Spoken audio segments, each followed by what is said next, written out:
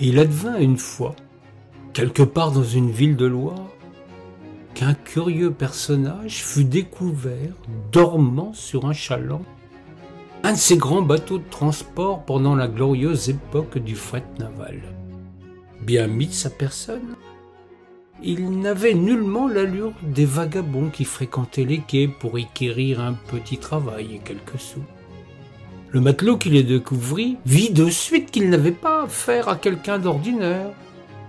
Comme il ne voulait pas commettre une quelconque bourde en agissant inconsidérément, il alla quérir son facteur, celui qui aujourd'hui on désignerait sous le nom de capitaine. Le brave marinier le supposait seul apte à démêler l'énigme que constituait cet individu. Le voiturier Sureau attendit que le dormeur se réveillât. Lui aussi avait constaté chez lui une sorte d'élégance qui fait les grands personnages. Non pas qu'il fût vêtu luxueusement, bien au contraire. L'homme qui reposait sur le pont témoignait, malgré la nuit passée à la Belle Étoile, de ce soin vestimentaire qui vous place souvent au-dessus du commun. Quand ce dernier ouvrit les yeux, le capitaine interrogea ce curieux passager clandestin. Il voulait savoir d'où il venait et ce qu'il voulait. L'homme répondit dans une langue châtiée, avec courtoisie et finesse. Il embrouilla si bien son questionneur de mots savants et de formules énigmatiques que le pauvre marinier en avait oublié les questions initiales. Le patron du chaland supposa alors qu'il avait devant lui l'un de ces riches marchands qui aiment parfois à venir surprendre l'équipage. Il fallait donc faire preuve de prudence dans la manière de traiter ce mystérieux inconnu. Le risque était grand de se mettre en danger en repoussant un personnage important. C'est vers le commanditaire de sa cargaison que le marin jugea bon de se tourner. Il fit quérir ce riche négociant qui serait à même de converser avec l'énigmatique visiteur. Un bon moment plus tard, l'homme d'affaires arriva. Pendant ce temps, personne n'avait osé déroger le personnage qui reposait encore, entravant le déchargement sans que personne jamais ne le priât de se déplacer. Les mariniers, pour grossiers et querelleurs qu'ils puissent être au quotidien, montraient bien des égards aux gens de là-haut. Le riche marchand fut à son tour interloqué par la réponse de l'étranger.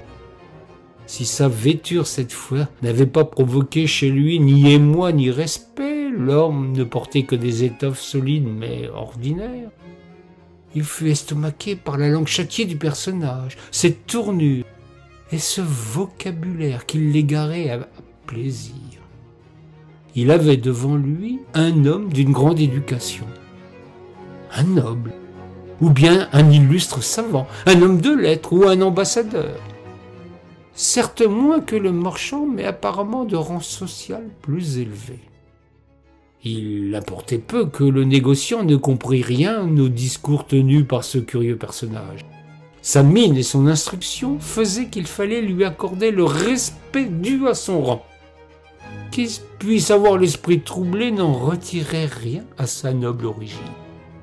C'est donc vers le prince qu'il fallait l'envoyer. Ces gens de la noblesse n'aiment pas qu'on maltraite l'un des leurs. C'est une faute qui pourrait bien lui valoir des revers dans son commerce. Le personnage sans nom fut conduit en grand équipage jusqu'au prince et son château. Le bruit avait circulé dans la ville plus vite encore, et la curiosité avait fait son œuvre. Pour très affairé que pût être un prince de sang, il lui fallait satisfaire à la curiosité. Ainsi, ayant repoussé une chasse à courre, reçut-il dignement ce mystérieux visiteur dont on vantait la distinction. Le prince lui aussi tomba sous le charme des mots qui font des courbettes, des phrases qui n'en finissent pas, des tournures qui vous charment tout en vous égarant en chemin. Décidément, c'était un formidable discoureur, un manieur de la langue qui éblouissait son auditoire. sans jamais lui livrer son secret. Le prince craignit, tout comme les autres, de se trouver en face d'un homme important, d'un plénipotentiaire, un envoyé du roi ou d'une grande puissance étrangère, un ambassadeur ou un chevalier en mission. Il y avait grande menace à ne pas lui accorder les honneurs dus à sa charge. C'était le roi en personne qui devait entendre cet envoyé discret, ce prosateur magnifique. Il y avait chez lui de la délicatesse et de la subtilité, digne des grands princes de l'Église, mais rien ne trahissait en lui l'appartenance à un ordre quelconque. C'est donc vers sa majesté qu'il fallait le guider. Le roi, lui, serait certainement reconnaissant de lui avoir permis de rencontrer cet illustre visiteur. L'homme fut choyé. On le nourrit, le vêtit mieux encore, on le parfuma, le lava, avant de le conduire en grand équipage vers le divin souverain. En attendant, il conservait ce mystère qui le nimbait d'une aura presque céleste. Durant ces quelques jours, il festoya, profitant de toutes les délices de la vie de château. Vint alors le jour où il eut l'honneur d'être reçu par le roi en personne. Le monarque avait lui aussi entendu cette incroyable histoire. Il voulait à son tour se faire son idée et découvrir enfin qui était ce mystérieux inconnu. L'homme s'inclina respectueusement devant le souverain, tout en sacrifiant à la révérence traditionnelle. Voilà bien un signe supplémentaire de son importance et de son étrangeté. Le roi s'amusa de sa conversation brillante. Il finit pourtant par s'irriter de sa manière de parler par énigmes et périphrases, et lui posa enfin la question que tous les autres n'avaient jamais osé lui poser.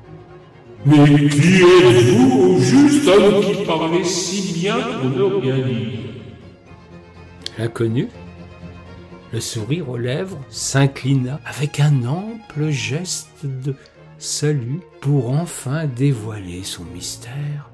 « Sire, vous êtes le premier à vouloir savoir le secret de mon identité. Je n'en sais rien moi-même. Ce qui ne devrait en aucun cas vous offusquer. Il est bien rare que le quidam sans ressources soit quelque chose aux yeux des puissants et des importants. Je ne suis rien du tout. Autant que personne. Un humble souffleur de vent. Je vais par les chemins pour abreuver mes semblables de belles paroles et de mots aussi creux que bien sonnants. Je ne suis pourtant pas un raisonneur, ni même un moralisateur. J'évite ce travers que je laisse à ceux qui ont l'esprit retors. Je vous offre, contre un sourire ou un morceau de pain, mes boniments pour le seul plaisir de vous enivrer de belles tournures et de gentilles histoires.